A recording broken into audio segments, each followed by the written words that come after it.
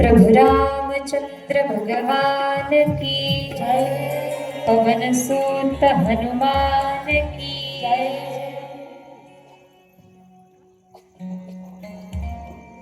रामरायांच्या जन्माची कारण, पहिलं कारण आम्ही पाहिलं, जय विजय यांना सनकादिकांनी शाप दिला, म्हणून रावण जन्मामध्ये रावण कुंभकर्ण या दोन दैत्यांना संपवण्यासाठी,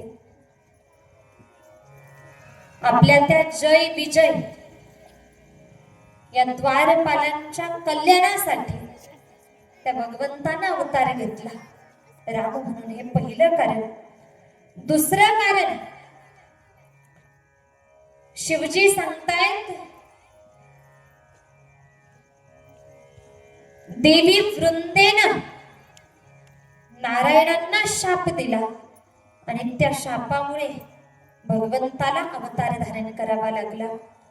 पार्वती मातेनं विचारावं, स्वामी देवी वृंदेनं भगवंताला का शाप दिला? कोणता शाप दिला सांगा, विस्तारपूर्वक सांगा. ऐकणार तुम्ही? देवी वृंदा, तिचा पती जालंधर, खूप गोड कथा भाग आला. एकदा देवराज इंद्र आणि बृहस्पती ऋषी, पहा, देवराज इंद्र आणि बृहस्पती ऋषी दोघे जण भगवंताच्या दर्शनासाठी निघाले. भगवान शिवजींच्या दर्शनासाठी निघाले. शिवजींच्या दर्शनाला निघाले. बृहस्पती ऋषी त्यांच्यासोबत इंद्र आहे, पण इंद्र अहंकारी वृत्तीचा आहे. देवाच्या दर्शनाला निघालाय, पण अहंकारी वृत्ती त्यानं सोडली नाही. शिवजींनी विचार केला, अरे इंद्र आणि बृहस्पती ऋषी आपल्या दर्शनासाठी कैलासाच्या दिशेने येत आहेत, आपण त्यांची परीक्षा घेऊ. भगवान परीक्षा पाहतो. परीक्षा घेऊ ठरवलं भगवंतानं. या भगवान भोलेनाथांनी तपस्व्याचं रूप धारण केलं. तपस्व्याचं रूप आहे, अगदी भगव वस्त्र अंगावरती आहे, हातात कमंडलू आहे, लाल भडक डोळे आहेत, गळ्यात रुद्राक्षाच्या माळा आहेत. तपस्व्याचं रूप धारण केलं आणि रस्त्यामध्येच ज्या मार्गानं बृहस्पती ऋषी देवराज इंद्र दोघे येत होते, त्याच मार्गावरती अनुष्ठान मांडून बसले. रस्त्यात मार्गात त्या ठिकाणी बसले. इंद्र आणि बृहस्पती ऋषी जवळ आले. इंद्राला लांबून पाहिलं, अरे कोणीतरी तपस्वी आपला रस्ता अडवून बसलाय, आपल्या मार्गात बसलाय, रस्ता अडवला गेलाय. राग आला इंद्राला, मी देवराज इंद्र आहे आणि माझा मार्ग या तपस्व्यानं अडवलाय. देवराज इंद्र त्या तपस्व्याला म्हणजेच भगवान भोलेनाथांना बोलू लागला, रस्ता सोड, मार्ग सोड, चालता होईत ना. भगवान भोलेनाथ क्रोधात येतात, अरे मी देव महादेव, हा देवराज इंद्र माझा अपमान करतो. नको त्या भाषेत, नको त्या शब्दात इंद्र बोलला. राग आला भोलेनाथांना, राग आला, डोळे लाल भडक, त्या नेत्रातनं क्रोधाग्नी प्रज्वलित झाला. क्रोधाग्नी प्रज्वलित झाला, तो क्रोधाग्नी देवराज इंद्रावरती टाकणार आणि इंद्राला भस्म करणार. तेवढ्यात बृहस्पती ऋषींच्या लक्षात आलं, रे रे रे, हे साक्षात देवादिदेव महादेव आहेत. अगोदर लक्षात आलं नाही, आता कळालंय साक्षात भगवंत आहेत. हात जोडले, प्रभू प्रभू थांबा, क्षमा करा प्रभू, आम्ही तुम्हाला ओळखू शकलो नाही, प्रभू क्षमा करा, इंद्राकडनं चूक झाली. इंद्राला संपवू नका, भस्म करू नका. इंद्राला तुम्ही शिवजी आहेत लक्षात आलं नाही, क्षमा करा त्याला. इंद्रालाही लक्ष जेव्हा पाहिलं, जेव्हा बृहस्पती ऋषींच्या मुखातनं शब्द पडले हे शिवजी आहेत, इंद्रानं हात जोडले, पश्चाताप झाला, प्रभू क्षमा करा, क्षमा करा. शिवजी तो क्रोधाग्नी इंद्रावरती तर टाकत नाहीत. इंद्र तर वाचला, पण शिवजींसमोर प्रश्न उभा राहिला. जो क्रोधाग्नी माझ्या नेत्रातनं बाहेर पडलाय, हा क्रोधाग्नी इंद्राला भस्म करण्यासाठी निर्माण झाला होता. आता हा क्रोधाग्नी टाकायचा कुठे? शिवजींनी तो क्रोधाग्नी समुद्राच्या पाण्यात फेकून दिला. समुद्राच्या पाण्यात तो क्रोधाग्नी टाकला आणि परिणाम असा झाला की समुद्राच्या पाण्यामध्ये त्या क्रोधाग्नीपासून एका बालकाची निर्मिती झाली. एक बाळ निर्माण झालं, एका बालकाची निर्मिती झाली. पण पहा, ज्या वेळेला ते बालक निर्माण झालं, सर्वत्र अपशकुन होऊ लागले. एका मागून एक अपशकुन होता.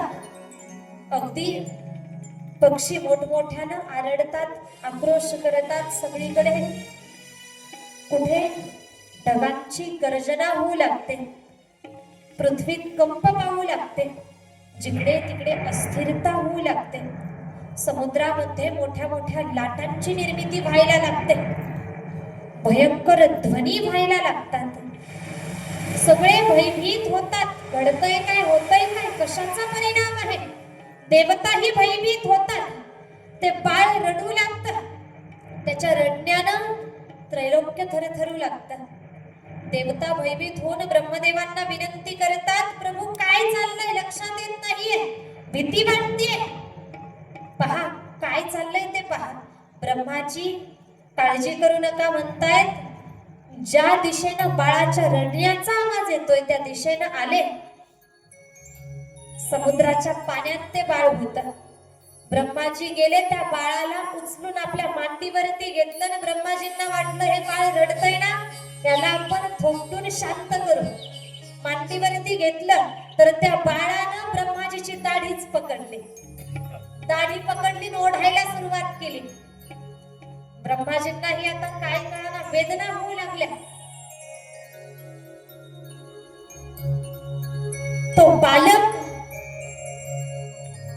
नक्कीच भविष्यात अगदी सर्वांसाठी अहितकारी, त्रासदायक ठरणार आहे, हे ब्रह्माजींच्या लक्षात यावं. लक्षात आलं ब्रह्माजींच्या. तेवढ्यात समुद्र देवता प्रगट झाले. समुद्र देवता प्रगट होऊन ब्रह्माजींना विनंती करतात, हा माझा पुत्र आहे, माझ्या पाण्यामध्ये निर्माण झालाय, जन्माला आलाय. ब्रह्माजी, तुम्ही याला मांडीवर घेतलंय ना, याचं नामकरण करा, याला चांगला आशीर्वाद द्या. पित्याचं पुत्राबद्दल असणारं प्रेम, माझ्या बाळाला, माझ्या पुत्राला, या बालकाला आशीर्वाद द्या. समुद्र बोलू लागला. ब्रह्माजी त्या बालकाचं नामकरण करतात, तू जलामध्ये निर्माण झालास म्हणून तुझं नाव जालंधर. जालंधर नाव ठेवलं गेलं, नाव सांगितलं जालंधर. पण आशीर्वाद द्यायचा तर ब्रह्माजी म्हणू लागले, हा पुढे चालून पराक्रमी तर होईल, पराक्रमी तर बनेल, पण त्याच्या बलाचा, सामर्थ्याचा, धाडसाचा तो गैरवापर करेल. वारंवार सांगू लागले, साधू संतांना त्रासदायक ठरेल, देवतांना त्रासदायक ठरेल, हा अहित करणारा ठरेल. समुद्र देवता म्हणतात, ब्रह्माजी, मी तुम्हाला विनंती केली, आशीर्वाद द्या. तुम्ही तर जणू काही शापच द्यायला लागले, आशीर्वाद द्या. पुन्हा विनंती केली. सगळं चुकीचंच सांगता, या बालकाबद्दल सगळं चुकीचंच वर्णन करता, काहीतरी चांगलं सांगा म्हटले. समुद्रदेव विनंती करतात, काहीतरी चांगलं सांगा. आता मात्र ब्रह्माजी म्हणतायत, हा सगळ्यांसाठी अहितकारी, त्रासदायक जरी ठरेला, याच्या जीवनामध्ये सगळं चुकीचंच आहे, पण एक गोष्ट याच्या जीवनामध्ये खूप चांगली आहे, महत्वाची आहे. कोणती? तर याला पतिव्रता पत्नी मिळणार। याची पत्नी म्हणजे याची ताकद असणार, याचं सामर्थ्य असणार। कालनेमी राक्षसाची कन्या जिचं नाव वृंदा, वृंदेशी याचा विवाह होणार। आणि ती वृंदा मोठी महान पतिव्रता असल्या कारणानं यानं जरी अधर्म केला तरी सुद्धा वारंवार याची सुटका किंवा याची ताकद ती वृंदा बनणार, तिचा पतिव्रता धर्म बनणार। याच्यावरची संकट तिच्या पतिव्रता धर्मामुळे टळणार, टळतील याच्यावरची संकट पत्नीच्या सामर्थ्यामुळे। पण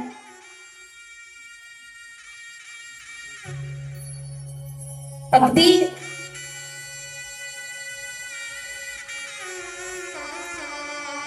हा जो जालंधर आहे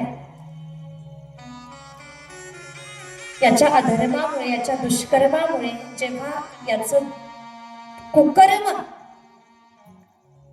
मर्यादा ओलांडेल तेव्हा मात्र जगताच्या कल्याणासाठी स्वतः भगवंत याचा निपात करतील। सांगितलं जालंधराच्या बाबतीत जणू काही भविष्यवाणीच ब्रह्मदेवांनी केली। आणि पहा हा जालंधर,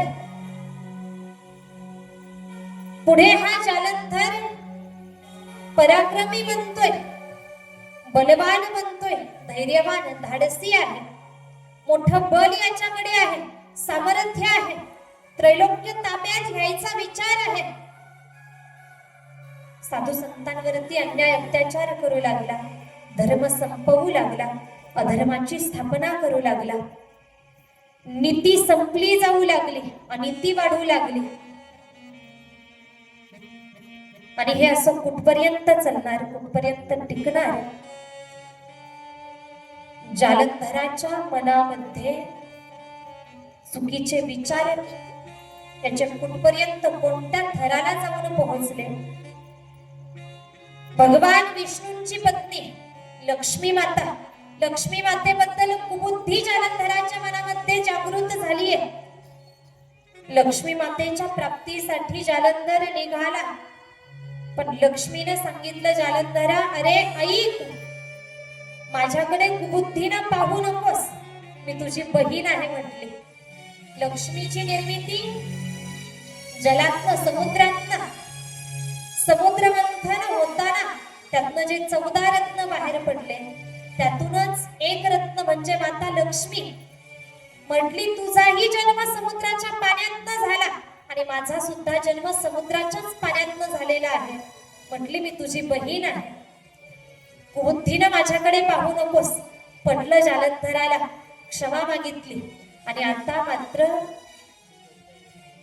याची दृष्टी पार्वती मातेकडे वळावी। नव्हे नव्हे पार्वती मातेच्या बाबतीत कुबुद्धी जागृत झाली। बघता बघता भगवान भोलेनाथांशी युद्ध चालू झालं, त्रैलोक्याच्या हितासाठी, नव्हे नव्हे या दुष्टाच्या संहारासाठी। साक्षात देवादिदेव महादेव युद्धाची तयारी दर्शवतायत, तयारी करतायत। या ठिकाणी पहा, एका बाजूनं देव आहे, दुसऱ्या बाजूनं दैत्य आहे, एका बाजूनं धर्म आहे, दुसऱ्या बाजूनं अधर्म आहे, एका बाजूनं निंदी आहे, दुसऱ्या बाजूनं अनिंदी आहे। असं हे धर्म अधर्माचं युद्ध चालू झालं। भगवान भोलेनाथ युद्ध करतात, बराच वेळ, बराच काळ उलटू लागला। देवता भोलेनाथांच्या नावानं जय जयकार करतात, पण पाहता पाहता तो जय जयकार शांत होऊ लागला। का? तर दिसू लागलं जालंधराच्या समोर भोलेनाथ कमी पडायला लागले। याचं कारण काय होतं? तर जालंधराची पत्नी वृंदा, त्या वृंदेचं सामर्थ्य, तिचा पतिव्रता धर्म या जालंधराचं रक्षण करत होता, याची ताकद बनत होता। आणि पतिव्रतेचं सामर्थ्य मोठं आहे। किती मोठं सामर्थ्य? तुकोबाराया म्हणतायत, तुका म्हणे पतिव्रता तिची देवावरी सत्ता। पतिव्रतेचं सामर्थ्य मोठं आहे, त्या पतिव्रता धर्माचं सामर्थ्य मोठं आहे. देव सुद्धा ताब्यात येतो किंवा देवावरती सुद्धा सत्ता गाजवता येते पतिव्रता धर्माच्या माध्यमातून. अनेको पतिव्रता होऊन गेल्या, अनेको नावं अगदी आमच्यासाठी आदर्श आहेत, आणि ज्यांचं चरित्र, रामरायांचं चरित्र आम्ही ऐकतोय. रामरायांसोबत एक आदर्श पतिव्रता सीताबाई, सीताबाईचं सुद्धा चरित्र आम्हाला ऐकायचंय. तिनंही कशा प्रकारे पतिव्रता धर्म सांभाळलाय तेही आम्ही पुढे ऐकणार आहोत. पतिव्रता अनेक होऊन गेल्या.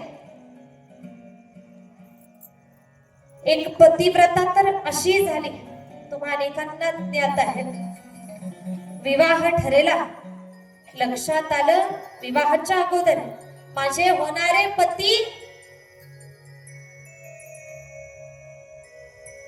ते नेत्रांध आहेत, माझे पती आंधळे आहेत, त्यांना दृष्टी नाहीये. या स्त्रीनं विवाहाच्या अगोदर डोळ्यावरती पट्टी बांधून घेतली. माझे पती जर काही पाहू शकत नाहीत ना, तर मला सुद्धा काही पाहण्याचा अधिकार नाहीये. मी सुद्धा काही पाहणार नाही. डोळ्यावरती विवाहाच्या अगोदर पट्टी बांधली. नाव काय त्या पतिव्रतेचं बोला? गांधारी. पतिव्रता आहे. पतिव्रतेचं सामर्थ्य त्याच गांधारीनं पहा, तिच्या पतिव्रता धर्माची ताकद किती.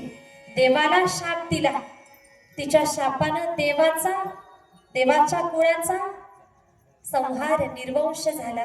देवाला सांगितलं त्या गांधारीनं, भगवंता श्रीकृष्णा, अरे तू 5 पांडव वाचवले आणि 100 कौरव संपवले. आई म्हणण्यासाठी एक सुद्धा माझं मूल जिवंत ठेवलं नाही. हा सगळा तुझा कारनामा आहे म्हटली. हे सगळं करणारा तू आहे. हवं तर तू माझ्या मुलांना वाचवू शकला असतास, पण नाही. तू 5 जण वाचवले आणि 100 संपवले. माझी सगळी मुलं संपवली. माझा शाप आहे तुला. तुझ्या यादव कुळाचाच संहार होत जाईल. पतिव्रतेचं सामर्थ्य, देवाच्या कुळाचा संहार, संपलं गेलं कुळ. पतिव्रतेच्या शब्दाचीही ताकद आहे. पतिव्रतेचं मोठं सामर्थ्य आहे. आताच्या पतिव्रता मात्र थोड्याशा वेगळ्या आहेत. कशा वेगळ्या? आता पतिव्रता धर्म, पतिव्रता म्हणायचं म्हणजे समजा पतीला शुगर आहे, पतीला गुलाबजाम खाता येत नाहीत, मग पत्नीनं खाल्ले पाहिजेत की नाही बोला? खावेत का? पतीला खाता येत नाहीत, मग पत्नीनं खायला नको. पण आताची पतिव्रता स्त्री जेवायला बसल्यानंतर पतीला जर शुगर असेल ना, ती म्हणते थांबा, तुम्हाला शुगर आहे, गुलाबजाम खाऊ नका, ती वाटी इकडे सरका, मी खाते, मला द्या, तुम्हाला शुगर आहे. आजची पतिव्रता पहा. पतिव्रता वृंदेचं सामर्थ्य जालंधराचं रक्षण करत होतं. हे भगवान विष्णूंनी भगवान नारायणानं ओळखलं. भगवान नारायण निघाले वृंदेचा पतिव्रता धर्म भंग करण्यासाठी. आले, जालंधराचं रूप धारण केलं. वृंदेच्या समोर आले. वृंद आनंदित झाली. माझे पतिदेव आले. आरतीचं ताट औक्षण करण्यासाठी ताट घेऊन आली. जालंधर रूपात भगवान विष्णू समोर जाऊन पोहोचले.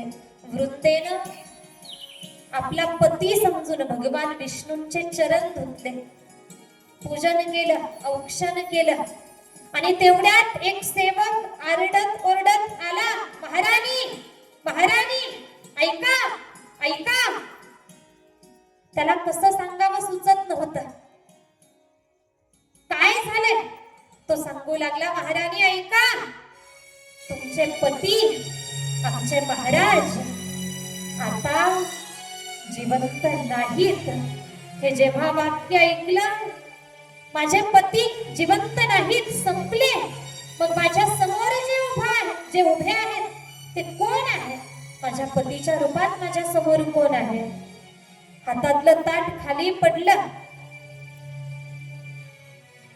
माझ्या पतीच्या रूपात कोण आहे? कोण आहात तुम्ही? सांगा, कोण आहात? ती वृद्धा बोलू लागली, भगवान विष्णूंनी जालंधराचं रूप सोडून मूळ रूपात प्रगट व्हावं, मूळ रूपात प्रगट झाले. मी भगवान आहे, भगवान विष्णू आहे, मी नारायण आहे. भगवंताला हात जोडले, वृंदे क्षमा कर मला, चुकलं माझं, क्षमा कर मला. वृंदा म्हणतीये, देवा इतर जण कपट करतात, नवल नाही, पण देवा तुम्ही जगाचा मालक आहात, तरी सुद्धा एका पतिव्रता स्त्रीचा पतिव्रता धर्म तुम्ही भ्रष्ट केलाय. का केलं प्रभू असं? का केलं? बोला, माझं पातिव्रत्य का भंग केलं? भगवान विष्णू म्हणतात, वृद्धे अगं ऐक, तू मोठी पतिव्रता स्त्री आहे, मान्य आहे, मी अपराध केलाय, तुझा पतिव्रता धर्म भंग केला. पण ऐक वृद्धे, जर मी तुझा पतिव्रता धर्म भंग केला नसता, तर तुझ्या सारख्या कित्येक पतिव्रता स्त्रियांचा धर्म भ्रष्ट भंग झाला असता. तुझ्या पतीच्या माध्यमातून अन्य स्त्रियांचं रक्षण करण्यासाठी मी तुझा धर्म संपवला, तुझा पतिव्रता धर्म भंग केला. वृंदेला वाईट वाटलं, राग आलं, भगवंता हे प्रभू तुम्ही पाषाण हृदयी आहात, पाषाण हृदयी आहात तुम्ही, माझा शाप आहे तुम्हाला. देवा तुम्ही दगड बनाल, दगड व्हाल, तुम्ही देव आहात पण दगड बनून राहाल. बरं एवढंच नाही, ती वृंदा म्हणते, प्रभू ऐका, माझ्या पतीच्या अनुपस्थितीत तुम्ही येऊन माझं पातिव्रत्य भंग केलं, माझा शाप आहे तुम्हाला. तुमच्या अनुपस्थितीत माझा पती तुमच्या पत्नीला घेऊन पळून जाईल, शाप दिला. वृंदेनं नारायणाला शाप दिला, माझ्या पतीच्या अनुपस्थितीत तुम्ही येऊन माझा धर्म भंग केला, तुमच्या अनुपस्थितीत माझा पती तुमच्या पत्नीचं हरण करून घेऊन जाईल. हे एक कारण, रामरायांचा अवतार झाला, त्या अवताराचं हे कारण. वृंदेनं नारायणाला हा शाप दिला. दोन कारण आम्ही ऐकली,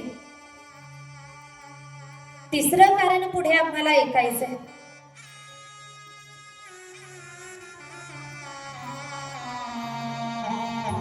तिसरं कारण शिवजी पार्वती मातेला सांगतात. पहा, जे मी तुमच्या समोर मांडतीये, जे मी ग्रंथामध्ये वाचलंय, गुरुवर्यांच्या मुखातनं ऐकलंय, तेच तुमच्या समोर मांडत आहे. माझ्या मनचं मी काहीच तुम्हाला सांगणार नाही, मी तळमळीनं सांगतेय, तुम्ही सुद्धा तळमळीनं ऐका. पहा, दोन कारण मी ऐकली, आता तिसरं कारण. नारदांनी भगवंताला शाप दिला. शिवजी म्हणतात, पार्वती अगं तुझ्या गुरुजींनी एका वेळेला नारदांना शाप दिला. पार्वती मातेचे गुरुजी, ज्यांची ओळख किंवा ज्यांचं नाव आपल्याला माहिती आहे, ज्यांना आम्ही म्हणतो शेंडीवाले बाबा, माहिती आहेत का तुम्हाला? शेंडीवाले बाबा पाहिलेत का तुम्ही? ताट बसा बरं, फ्रेश बसा. पाहिलेत का शेंडीवाले बाबा? पहा, शेंडीवाले बाबा ज्यांना आम्ही म्हणतो कळीचा नारद, आता लक्षात येत आहे? हा, शेंडीवाले बाबा म्हणजे नारदजी. हे नारदजी, त्यांना एकदा तप करण्याची इच्छा झाली. शिवजी पार्वतीला सांगतात, तुझ्या गुरुजींनी माझ्या भगवंताला एकदा शाप दिला. हे नारदजी यांचं जर महिमान जाणून घ्यायचं म्हटलं तर नारदांची वाणी भगवंताला कोणीही शाप देऊ शकत नाही. वृंदेचं सामर्थ्य होतं, तिचा पतिव्रता धर्म, तिची ती ताकद होती, त्यामुळे भगवंताला शाप दिला गेला. आता नारदांनीही भगवंताला शाप दिला. नारदांचं सुद्धा सामर्थ्य कमी नाही. पण जेव्हा हे वाक्य ऐकलं पार्वतीनं, नारदांनी भगवंताला शाप दिला, नारायणाला म्हणजेच भगवान विष्णूंना शाप दिला. पार्वती माता म्हणू लागली, स्वामी, भगवंतानं असा कोणता अपराध केला की माझ्या गुरुजींनी त्यांना शाप दिला. या ठिकाणी गुरुभक्ती आम्हाला ऐकायला मिळते किंवा गुरुबद्दल किती निष्ठा आहे पार्वती मातेच्या मनामध्ये, कळतं यातनं आम्हाला. पार्वती माता काय म्हणते, देवानं काय चूक केली, असा कोणता अपराध देवानं केला की माझ्या गुरुजींनी देवाला शाप दिला. पार्वती मातेची मानसिकता किंवा भावना पहा, बारकाई नाही का. पार्वती मातेच्या मनात देवाकडनं चूक होऊ शकते, देव चुकू शकतो असं पार्वती मातेला वाटतंय. देवाकडनं अपराध होईल पण माझ्या गुरूंकडनं अपराध होऊ शकत नाही, एवढा ठाम विश्वास आपल्या गुरूंबद्दल पार्वती मातेचा आहे. आणि आमच्या जीवनामध्ये सुद्धा आमच्या गुरूंच्या बाबतीत एवढीच श्रद्धा, एवढाच विश्वास असावा. किती विश्वास. गुरु परमात्मा परेशु, गुरु परमात्मा परेशु, गुरु परमात्मा परेशु, कैसा दासा दृढ विश्वास, कैसा दासा दृढ विश्वास, गुरु परमात्मा परेशु, गुरु परमात्मा परेशु.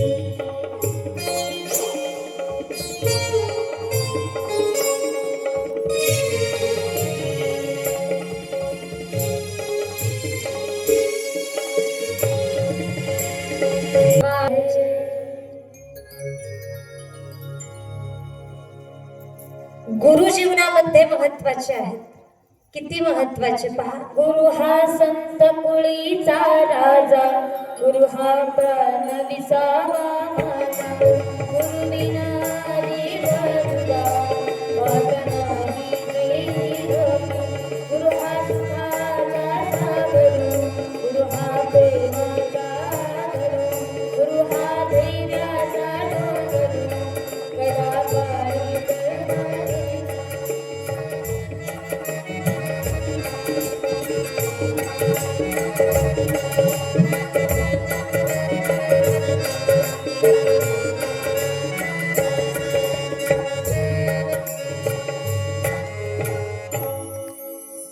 गुरु जीवनामध्ये महत्वाचे, किती महत्वाचे पहा. अगदी देवापेक्षाही तुमच्या माझ्या जीवनामध्ये गुरु महत्वाचे आहेत. असं का तर पहा,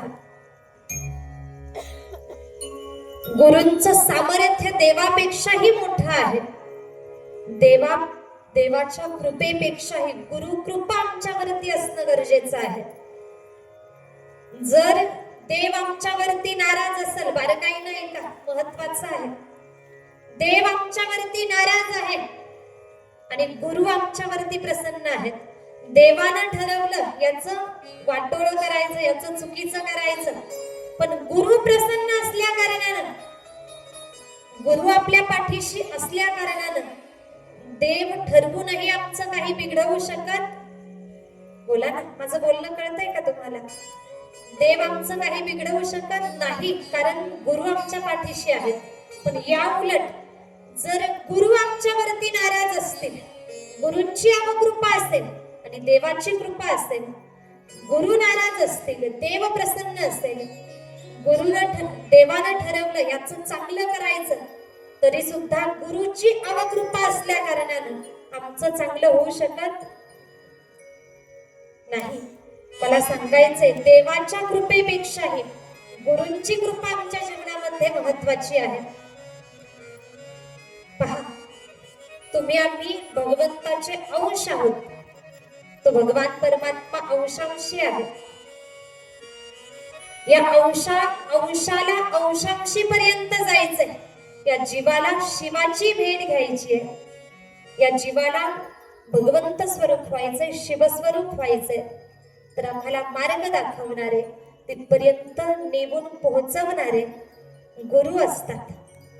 श्री गुरु सारिखा हस्ता पाठीला.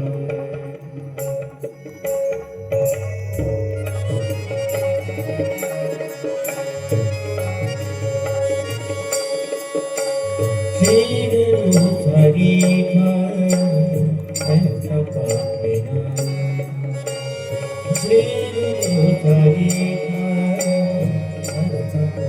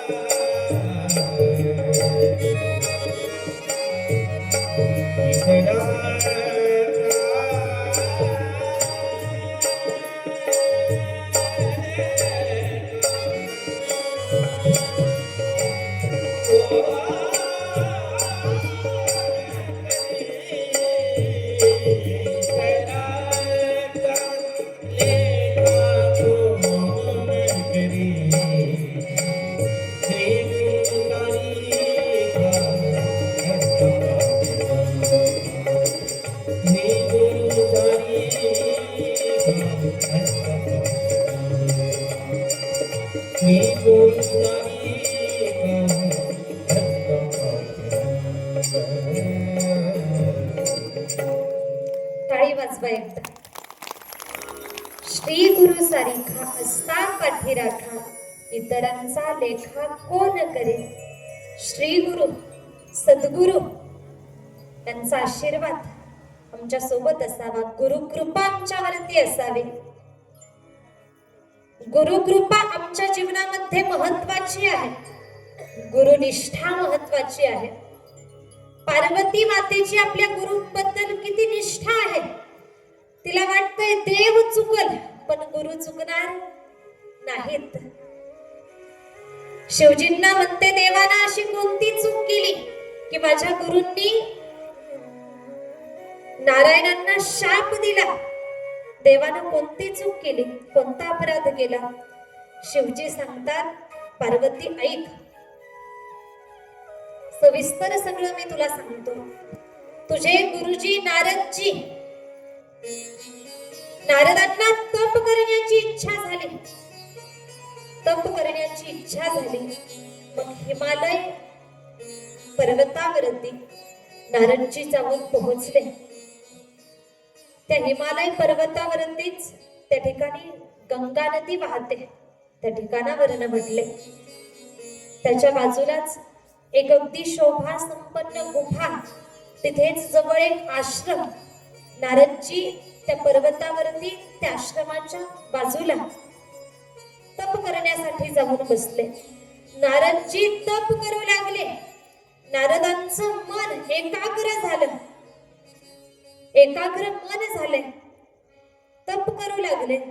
आता पहा, अगोदरचेच एकनिष्ठ भगवत भक्त हे नारदजी तपाला बसले.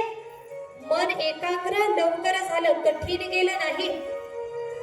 तपाचा प्रभाव वाढू लागला. एका मागून एक दिवस उलटू लागले. तपाचा प्रभाव वाढतोय. इंद्र भयभीत झाला. इंद्राला काळजी पडली, अरे नारदांचं तप वाढतच चाललंय. नारदांचं तप जर असंच वाढत राहिलं, भगवान प्रसन्न झाले आणि या नारदजींनी भगवंताकडे जर इंद्र पदाची मागणी केली तर अनर्थ होईल असा विचार कोण करत आहे? जागे आहेत ना? इंद्र करू लागला. आता पहा, सत्ताधाऱ्याला सत्ता जाण्याची भीती असते. इंद्राला वाटतंय माझं पद जातं की काय, माझी राजगादी जाते की काय, भय वाटू लागलं, भीती वाटू लागली. म्हणून या इंद्रानं ठरवलं आता नारदांचं तप भंग करायचं. चुकीचा विचार इंद्राचा आहे. दुसऱ्याच्या चांगल्या कामात बाधा बनण्याचं काम किंवा चांगलं काम उद्ध्वस्त किंवा अडथळा निर्माण करण्याचं काम इंद्रानं सुरू केलं. नारदांचं तप भंग करायचं ठरवलं. इंद्र करतोय काय?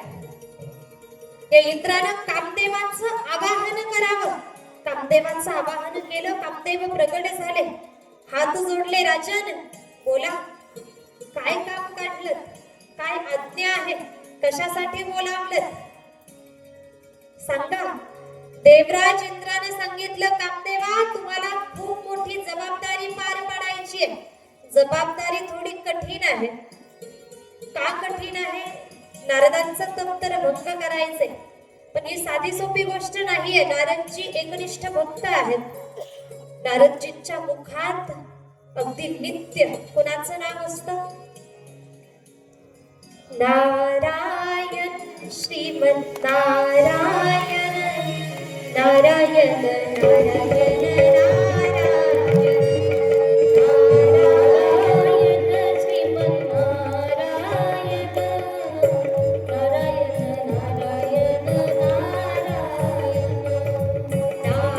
नारायण, श्रीमंत नारायण, नारायण नारायण नारायण, श्रीमंत नारायण, नारायण नारायण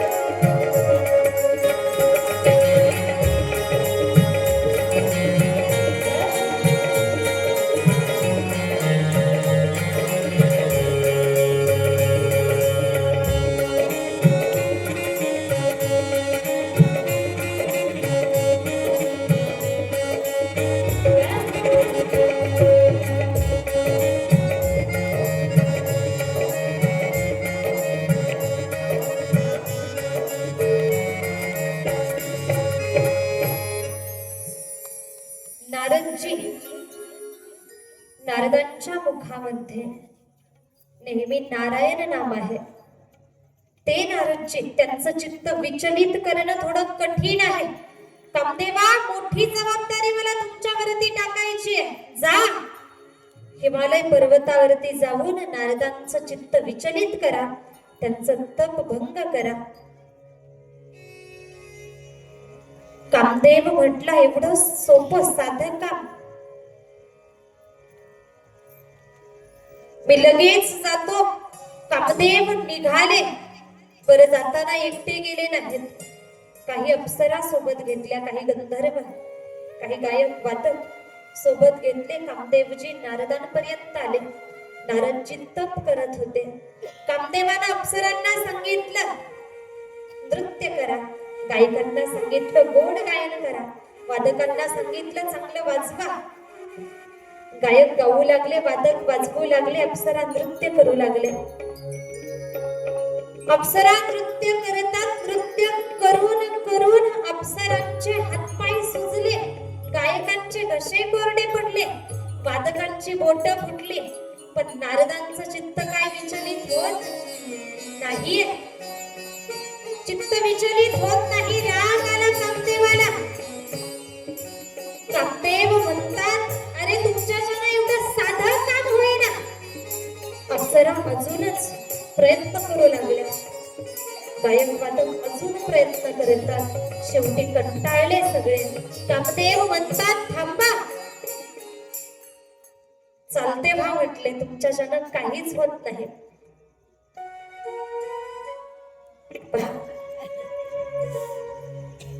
सगळे निराशेनं परतले. कामदेव देवराज इंद्राकडे आले.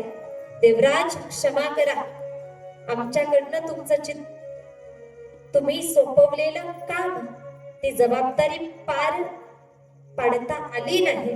नारदांचं तप भंग करता आलं नाही. तुम्ही हे काम दुसऱ्या कोणाला तरी सांगा, सोपवा. देवराज इंद्रानं ठरवलं, आता कामदेव जिथे अपुरे पडले तिथे करणारे काय, काय करायचं, काय उपाय निवडायचा.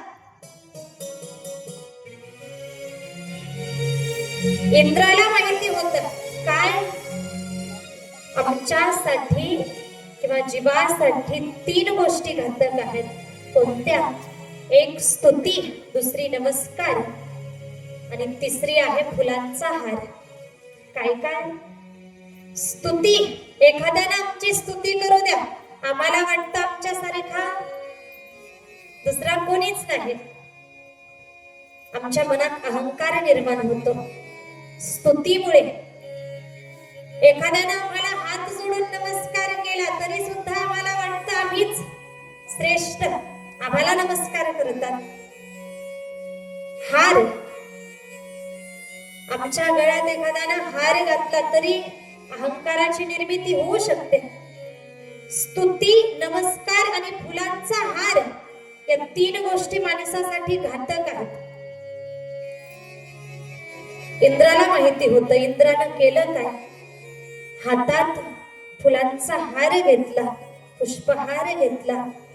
इंद्र निघाला नारदांकडे. नारदांकडे गेला, गळ्यात तो फुलांचा हार टाकला.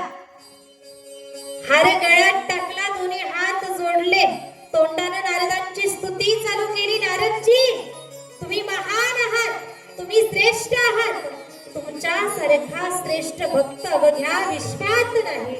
त्रैलोक्यातील सर्वात श्रेष्ठ भक्त तुम्ही आहात. का? तर नारदजी, तुम्ही कामदेवाला परत पाठवलं. जे काम अनेको देवतांना जमले नाही ते काम तुम्ही केलं. कामदेवाला पराजित केलं, परत पाठवलं, कामदेवावरती विजय मिळवला. नारदजी, महान आहात तुम्ही. स्तुती केली. नारदजी त्या स्तुतीला भुलले गेले. आणि आता मात्र नारदजी जो दिसल त्याला सांगायचे, मी श्रेष्ठ आहे, मी महान आहे.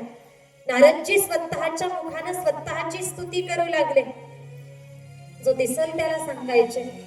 हे नारदजी वृत्तीलोकात सगळ्यांना सांगतायत, मी श्रेष्ठ आहे, महान आहे, श्रेष्ठ भक्त आहे. बघता बघता नारदजी ब्रह्मदेवांकडे गेले. सत्यलोकात जाऊन पोहोचले. तिथेही जाऊन सांगितलं, मी कामदेवाला परत पाठवलं. त्यानंतर पुढे नारदजी कैलास पर्वतावरती गेले. आणि कैलासावरती कोण राहत? मोठ्यानं बोला. कैलास पर्वतावरती भगवान भोलेनाथ राहतात. कैलास निवासी भगवान भोलेनाथ शिवशंकर कैलास पर्वतावरती गेले. शिवजींना सांगू लागले, मी कामदेवाला परत पाठवलं, मी महान आहे, मी श्रेष्ठ आहे, माझ्यासारखा भक्त त्रैलोक्यात नाही. शिवजींच्या लक्षात आलं. नारदांना अहंकार झाला. शिवजी हळूच सांगतात, नारदजी, मान्य आहे तुम्ही श्रेष्ठ आहात, पण ऐका ना नारदजी, हे तुम्ही मला सांगितलं ठीक आहे, पण वैकुंठात जाऊन विष्णूंना मात्र सांगू नका. का? शिवजींना वाटलं हे विष्णूंचे भक्त, नारायणाचे भक्त. त्या भगवंताच्या जेव्हा लक्षात येईल माझ्या भक्ताला अहंकार झाला, तेव्हा त्यांना माझ्या भगवंताला वाईट वाटेल. म्हणून म्हटले तुम्ही मला सांगितलं पण विष्णूंना जाऊन सांगू नका. नारदजी मनोमन विचार करतात, अरे रे रे, शिवजीच माझ्यावरती जळायला लागले. शिवजींनाच माझा हा मोठेपणा सहन होईना. आता म्हटले मी मुद्दाम जाणार. वैकुंठात आले, नारायणांसमोर गेले, हात जोडले, प्रभू पहा कोण आले. भगवान डोळे उघडतात, समोर नारदजी. नारदजी कसं काय येणं केलं? नारदजी म्हटले, प्रभू कामदेवाला पराजित करून तुमचं दर्शन घेण्यासाठी आले. पराजित केलंय मी कामदेवाला. मी श्रेष्ठ आहे, मी महान आहे म्हटले, तुमचा श्रेष्ठ भक्त मी ठरलोय. भगवान नारायणांनी ठरवलं आता नारदांचा भ्रम दूर करायचा, अहंकार दूर करायचा. नारदांना म्हटले, नारदजी काहीतरी मागून घ्या, मी तुमच्यावरती प्रसन्न आहे. नारदजी म्हटले, प्रभू आता मला काहीच नको, जेव्हा गरज पडेल तेव्हा मागेल. नारदजी मार्गस्थ झाले. भगवंतानं माया रचली. कोणती माया? ज्या मार्गाने नारदजी निघाले त्या मार्गाने एक मायावी नगर निर्माण केलं. ज्या नगराचा राजा शीलनिधी, श्रीपूर नावाचं नगर आणि शीलनिधी नावाचा राजा. नारदजी समोर गेले, त्या महालाच्या प्रवेशद्वारात आतमध्ये दिसलं की गर्दीच गर्दी आहे, राजकुमारांची गर्दी आहे. आतमध्ये जाऊन पाहिलं तर लक्षात आलं या राजाची एकुलती एक कन्या, जिचं नाव विश्वमोहिनी किंवा श्रीमती, तिचं स्वयंवर आहे. ती विश्वमोहिनी म्हणजेच भगवान विष्णू होते. तिचं स्वयंवर आहे. लक्षात आलं. नारदजी म्हटले विश्वमोहिनी आहे. हे जर अगोदर माहिती असतं, तिच्यासारखी कन्या अवघ्या विश्वात नाहीये, ही सौंदर्यवती आहे, हे जर अगोदर माहिती असतं तर कालच्या पेपरला काम जिंकला अशी बातमीच दिली नसते. बरं जाऊ द्या, हिचं भविष्य सांगून जाऊ. आतमध्ये गेले. राजाला आनंद झाला. विश्वमोहिनीला बोलावलं, भविष्य सांगायला सुरुवात केली. नारदजीनं विश्वमोहिनीला पाहिलं. काय सांगावं काय बोलावं कळेनासं झालं. विश्वमोहिनी म्हणजे भगवंत आहेत आणि भगवंता एवढं सुंदर दुसरं कोणी आहे का? नाही, साक्षात भगवान ते होते. काय बोलावं कळेनासं झालं. नारदजीनं उलट भविष्य सांगितलं. त्या विश्वमोहिनीचं भविष्य असं होतं, जगाचा मालक हिला पती म्हणून प्राप्त होणार. नारदजी म्हटले, जो हिचा पती बनेल तो विश्वाचा मालक होईल. काहीतरी कसं बस उलट सुलट सांगितलं. निघाले कशासाठी? भगवंताकडे जाऊन सुंदर रूप मागायचे. लगबगीनं बाजूला गेले, भगवंताची प्रार्थना केली. भगवानही प्रगट झाले. नारदजी बोला, काय पाहिजे मागा. नारदजी म्हटले, प्रभू मला तुमचं रूप द्या, सुंदर तुमचं रूप मला हवं आहे. भगवान म्हणतात, नारदजी सुंदर रूप कशासाठी? नारदजी म्हटले, विश्वमोहिनीची प्राप्ती करायची, विश्वमोहिनी सोबत विवाह करायचा आहे. भगवान म्हटले, मी आतापर्यंत असं ऐकलं होतं किंवा आतापर्यंत विवाह प्रसंगी कुणाची तरी गाडी, कुणाचे तरी कपडे, कुणाकडनं तरी काही पैसे उधार नेलेले, यांची पैसा, धन, गाडी, कपडे यांची मागणी मी ऐकली होती. पण रूपाची मागणी पहिल्यांदाच ऐकली. म्हटले, कोणतं रूप देऊ? नारदजी म्हटले, प्रभू ज्या रूपाच्या माध्यमातून माझं हित होईल असं रूप मला द्या. देवाला माहिती होतं नारदांचं हित कोणत्या रूपाच्या माध्यमातून होणार. नारदांना अख्खं सुंदर बनवलं. नारदजी अख्खे सुंदर, पण तोंडातच बंदर. तोंड बंदराचं आहे. निघाले नारदजी. नारदजींना वाटलं भगवंताने सुंदर रूप दिलं. नारदजी हात पाहतात, पाय पाहतात, अगदी हरिणाच्या गाभ्यासारखा सुंदर देह आहे. तोंड बघायला नारदांना वेळच नाही. स्वयंवरामध्ये आले, पहिल्याच बाकावरती बसले. विश्वमोहिनी आली, घाबरली. अरे पहिल्याच बाकावरती कोणीतरी वानर बसलेला आहे, कोणीतरी बंदर आहे. घाबरली, आपला मार्ग बदलला, शेवटच्या बाकाच्या दिशेनं गेली. तर शेवटच्या बाकावरती जगाचा मालक सुंदर राजकुमाराच्या रूपात त्या ठिकाणी बसलेला होता. गेली तशी गेली, भगवंताशी विवाह झाला. विवाह झाला, बाहेर पडली. हे नारदजी लक्षात आलं, विश्वमोहिनी तिचा विवाह भगवंताशी झालाय. बाहेर गेल्यानंतर नारदांनी विश्वमोहिनीला भगवंताच्या एका बाजूला पाहिलं. राग आला, क्रोधात आले नारदजी. देवा, तू माझ्यासोबत कपट केलं. मी सुंदर रूप मागितलं, तू बंदर रूप मला दिलं. जी विश्वमोहिनी मला मिळवायची होती देवा, तू ती प्राप्त करून घेतलीस. माझा शाप आहे देवा तुला. नारदांनी 3 शाप दिले. कोणते कोणते पहा. देवा, जी विश्वमोहिनी मला मिळवायची होती ती विश्वमोहिनी तुम्ही कपटानं मिळवली आहे. माझा शाप आहे, तुम्हाला मनुष्य देह धारण करावा लागेल. दुसरा शाप दिला, देवा तुम्ही मनुष्य देह धारण केल्यानंतर तुमची पत्नी आणि तुमचा वियोग होईल. तिसरा शाप दिला, तुम्हाला तुमच्या कार्यामध्ये यश मिळवण्यासाठी, शत्रूवरती विजय प्राप्त करण्यासाठी, तुमच्या पत्नीची सुटका करण्यासाठी तुम्हाला वानर किंवा बंदर, वानरांचीच मदत घ्यावी लागेल. मला जे रूप दिलं ना तुम्ही, त्याच रूपाची मदत तुम्हाला घ्यावी लागेल. शाप दिले, शाप दिले. भगवंतानं माया आवरली, सगळं अदृश्य झालं. विश्वमोहिनी सुद्धा अदृश्य झाली. नारदांच्या लक्षात आलं ही भगवंताची माया होती, आपल्या हितासाठी रचलेली माया होती. क्षमा मागू लागले, पश्चाताप व्यक्त करू लागले. भगवान सांगतात, नारदजी, जे घडतं ते माझ्या सत्तेनं होतं, तुमचा काही दोष नाही, माझी इच्छा आहे. हे फक्त कारण होतं, तुमच्या शापामुळे आता मी अवतार धारण करणार. आपण 3 कारण पाहिली, हे तिसरं कारण. त्यानंतर पुढे 4थं कारण. मनु आणि शतरूपा यांनी एका वेळेला मनु राजानं भगवंताची तपश्चर्या केली. भगवान प्रसन्न करून घेतले, मागणी मागितली. प्रभू इच्छा व्यक्त केली, पुत्र रूपात मला तुमचा सांभाळ करायचा. इच्छा व्यक्त केली. भगवान म्हटले, ज्या वेळेला मृत्यू लोकात तुम्ही राजा बनाल, एक प्रकारे दशरथ बनाल, त्यावेळेला मी तुमचा पुत्र म्हणून अवतार धारण करेन. हे दुसरं कारण. तपस्येमुळे अवतार. पहा, 5वं कारण आलं. प्रताप भानू नावाचा राजा, त्याला ब्राह्मणानं शाप दिलेला. अगदी प्रताप भानू नावाचा राजा यज्ञ करायचा, यज्ञ यागादी कर्म करायचा. ऋषी मुनींनी सांगितलं ना, राजानं काहीतरी मागून घे.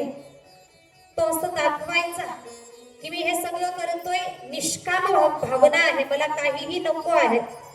तो दिखावा करत होता. जिथे दिखावा केला जातो तिथे नाश निश्चित होतो. दुष्परिणाम त्या दिखाव्याचं, चुकीचं फळ भोगावं लागतं. आणि दिखाव्यामुळेच कुठेतरी ब्राह्मणांनी प्रताप भानूला शाप द्यावा, तू राक्षस बनशील, शाप दिला. हा प्रताप भानू ब्राह्मणाच्या शापावरनं राक्षस बनला. त्यानंतर त्याचा भाऊ अरमर्दन नाव सांगितलं, तो कुंभकर्ण बनला. पुढे त्याचा अजून एक भाऊ धर्मरुची, मंत्री, हा बिभीषण बनला. रावण, कुंभकर्ण आणि बिभीषण हे 3 भाऊ. समोर लक्ष द्या थोडस. पहा, आज जन्म आहे आणि थोडीशी बसण्याची तयारी तुम्ही ठेवा. प्रभू रामचंद्रांचा जन्म आपल्याला करायचा आहे. रावण, कुंभकर्ण आणि बिभीषण हे 3 भाऊ यांनी तपश्चर्या करावे. तपश्चर्या केली. भगवान प्रसन्न झाले. अगदी ब्रह्माजी प्रसन्न झाले. रावणानं सांगितलं मला अमरपद द्या. ब्रह्माजी म्हटले मी अमरपद देऊ शकत नाही. काहीतरी अटीमध्ये मरण बांधून घे. रावणानं सांगितलं मला इतर कुणाच्याही हातून मरण नको, मला फक्त मनुष्याच्याच हातनं मरण आलं पाहिजे. रावणानं मागितलं. पुढे कुंभकर्ण काहीतरी मागून घेणार आणि त्याचा त्रास त्रैलोक्याला होणार. ज्या वेळेला कुंभकर्णाच्या मागण्याची वेळ येते त्यावेळेला ती शक्ती म्हणा किंवा ती भगवती, ती शक्तीच, ती सरस्वतीच त्याच्या जिभेवरती विराजमान होते आणि कुंभकर्ण मागतो मला 6 महिने निद्रा पाहिजे. कुंभकर्ण निद्रेची मागणी करतो, झोपेची मागणी करतो. त्यानंतर बिभीषण मागतो ब्रह्माजींना. बिभीषण म्हणतो मला जीवनभर रामभक्ती द्या. काय रामभक्ती मला द्या. ब्रह्माजी तथास्तु म्हणतात. यांना पाहिजे ते वरदान मिळतात. रावण, कुंभकर्ण आणि बिभीषण हवी ती वरदान मिळाली.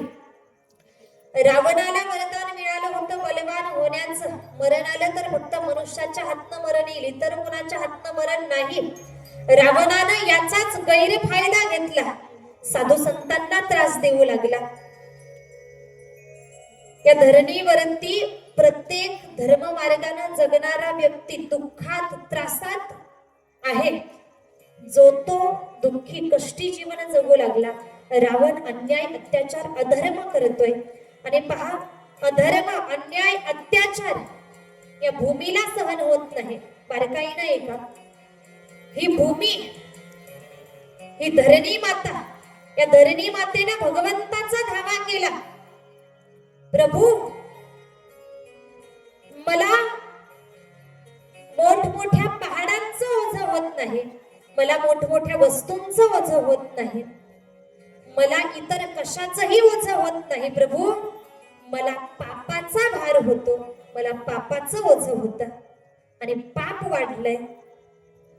हा पापाचा भार, पापाचं ओझं संपवा. प्रभू लवकर काहीतरी करा, अवतार धारण करा. भगवंतानंही कुठेतरी धरणी मातेला सांगावं, धीर द्यावा, काळजी करू नकोस, माझं अवतार कार्य प्रारंभ होणार आहे. माझ्या जन्माची वेळ आता जवळ येत आहे. पहा, एका बाजूला अधर्म प्रस्थापित झालेला आहे, दुसऱ्या बाजूला अयोध्येमध्ये राजा दशरथाला रात्री झोपलेला असताना मध्यरात्री स्वप्न पडावं. स्वप्नामध्ये त्याच्या हातनं 3 मनुष्यांचा मृत्यू झाला असं स्वप्नात दिसलं.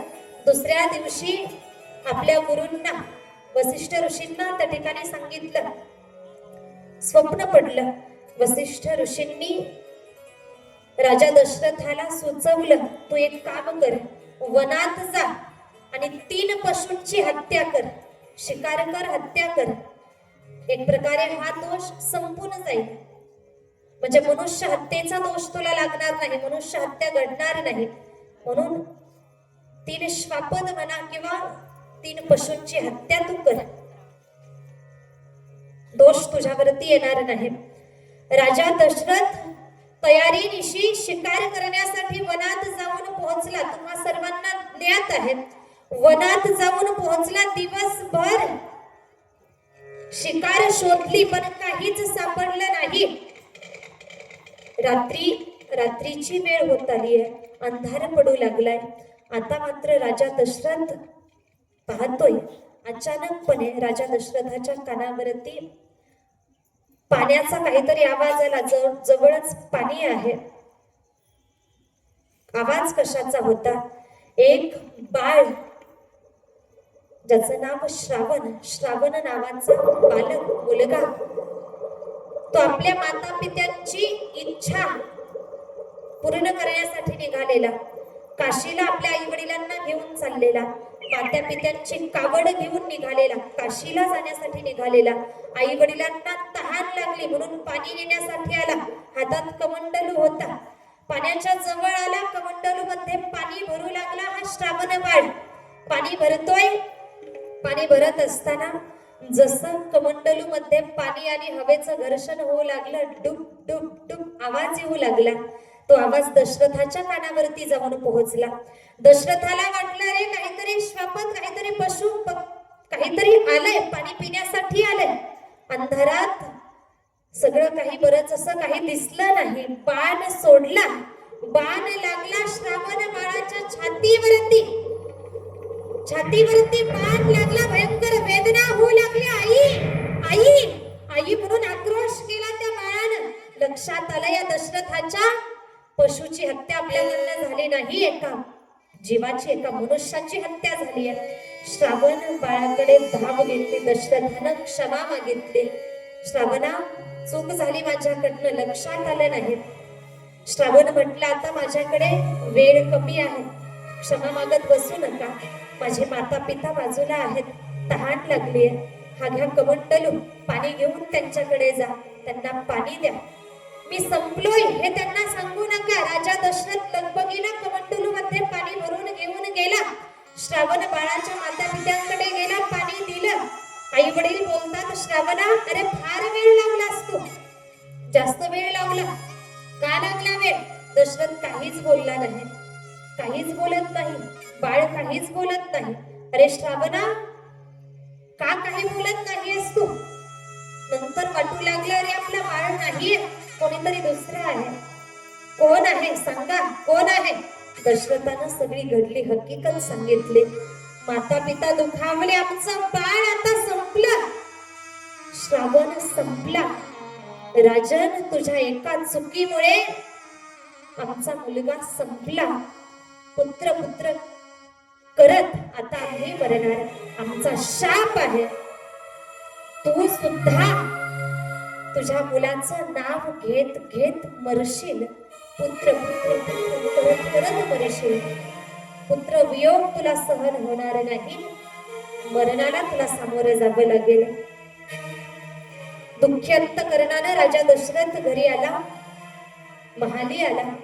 घडली हकीकत वसिष्ठांना सांगितली गेली. पुढे पहा, बारकाईनं एका धावत्या वेगात सांगते. घडली हकीकत सांगितली. इथे शाप तर होता, पण राजा दशरथाला अनेको दिवस संतती नव्हती, पुत्रप्राप्ती नव्हती. जणू काही हा शाप सुद्धा त्याला आशीर्वाद वाटू लागला. अरे संतती नाही, पुत्र नाही, म्हणून हा अनेक दिवस तळमळत होता राजा दशरथ. माता पित्यांनी, श्रावण बाळाच्या आई वडिलांनी तर शाप दिला, तू पुत्र पुत्र करत मरशील, म्हणजे मला पुत्रप्राप्ती नक्की होणार. पुढे पुत्रप्राप्तीसाठी गुरूंच्या आज्ञेनं पुत्रकामेष्ठी यज्ञ केला गेला. अगदी वसिष्ठ ऋषी आणि त्यांच्या समवेत शृंगी ऋषींनाही बोलावलं गेलं. पुत्रकामेष्ठी यज्ञ पाहता पाहता पूर्ण व्हावा आणि ऋषींच्या माध्यमातनं, त्या यज्ञाच्या माध्यमातनं या दशरथाला प्रसाद प्राप्त व्हावा. दशरथा दशरथा हे पायसदान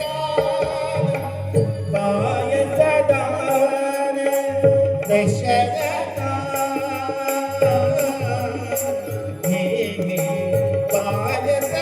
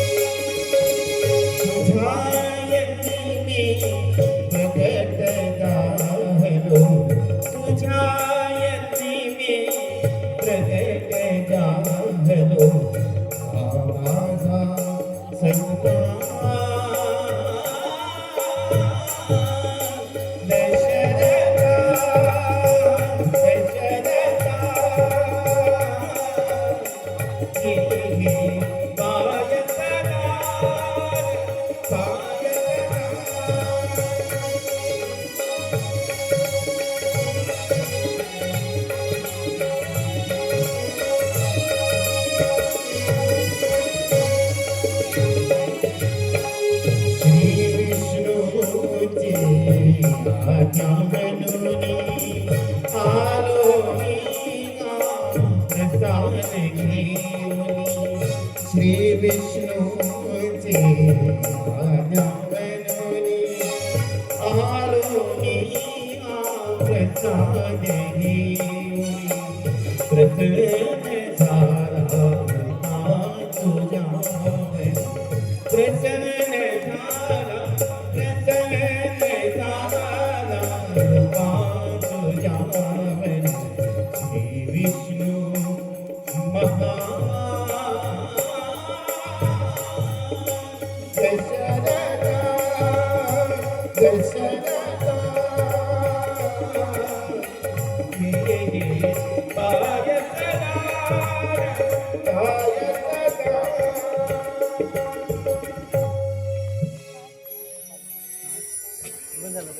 बोला प्रभु रामचंद्र भगवान की दशरथाच्या हाती प्रसाद मिळाला. सांगितलं गेलं तुझ्या पत्न्यांना हा प्रसाद खायला दे, पुत्र प्राप्ती होईल.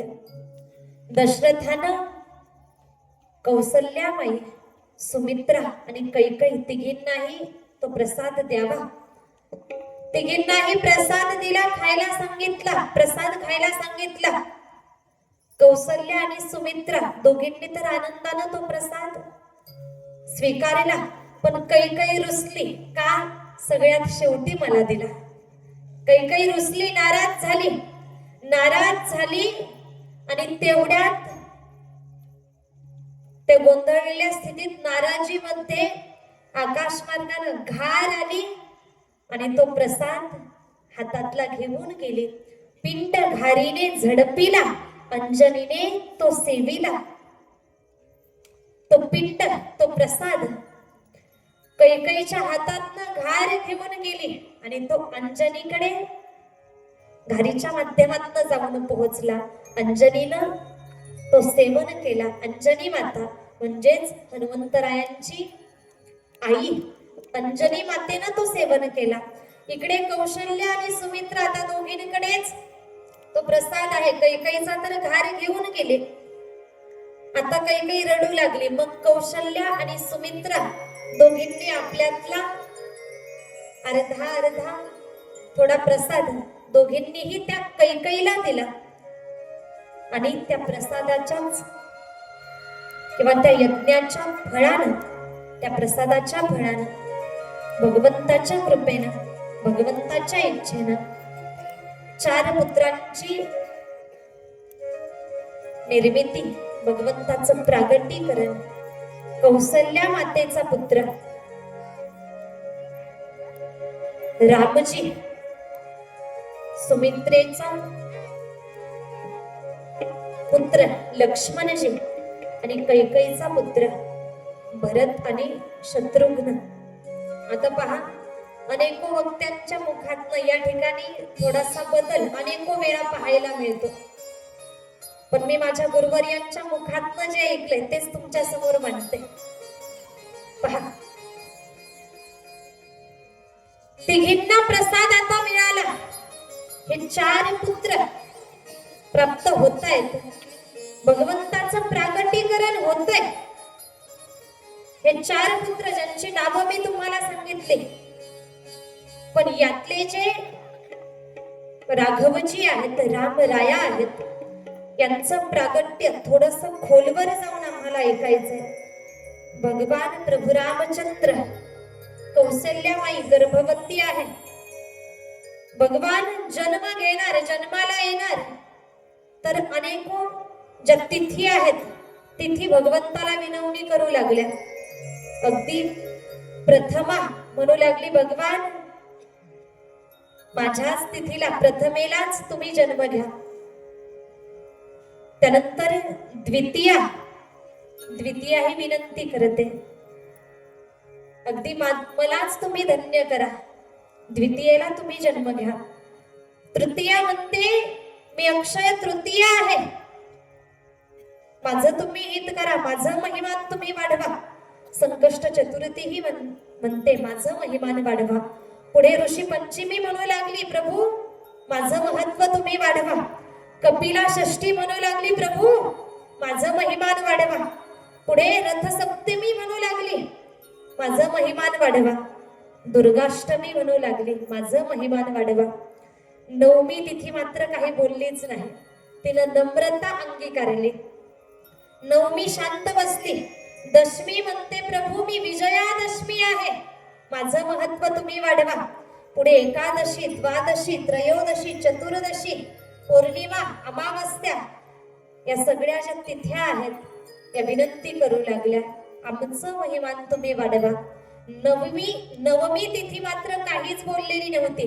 भगवान म्हटले तुम्ही कितीही विनंती करा, मला जे करायचं तेच मी करणार. नवमीनं नम्रता अंगीकारली आणि भगवंतानं त्या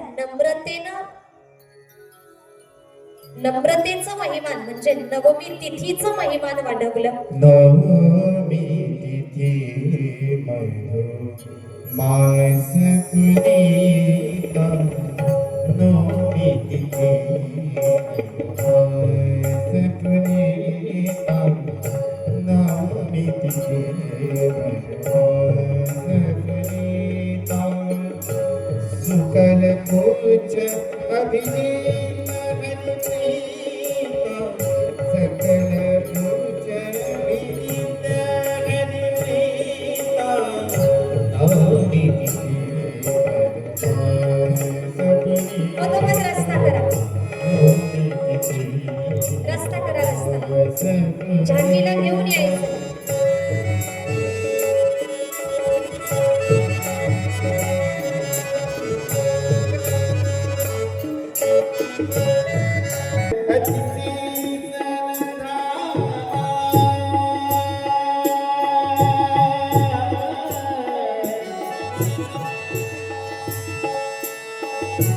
मध दिवस अति शीतल धामा मध दिवस अति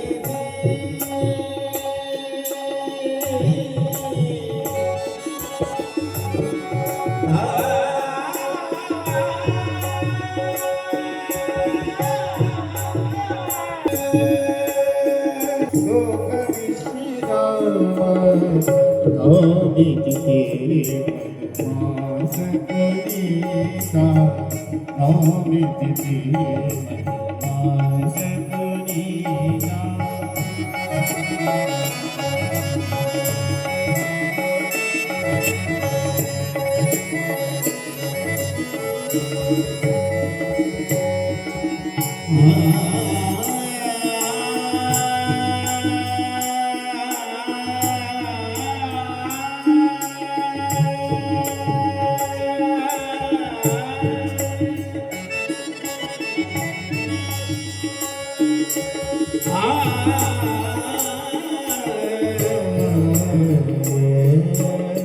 श्री राम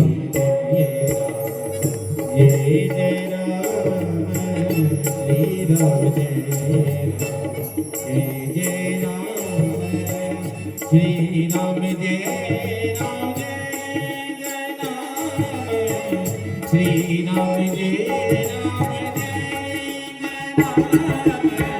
श्री राम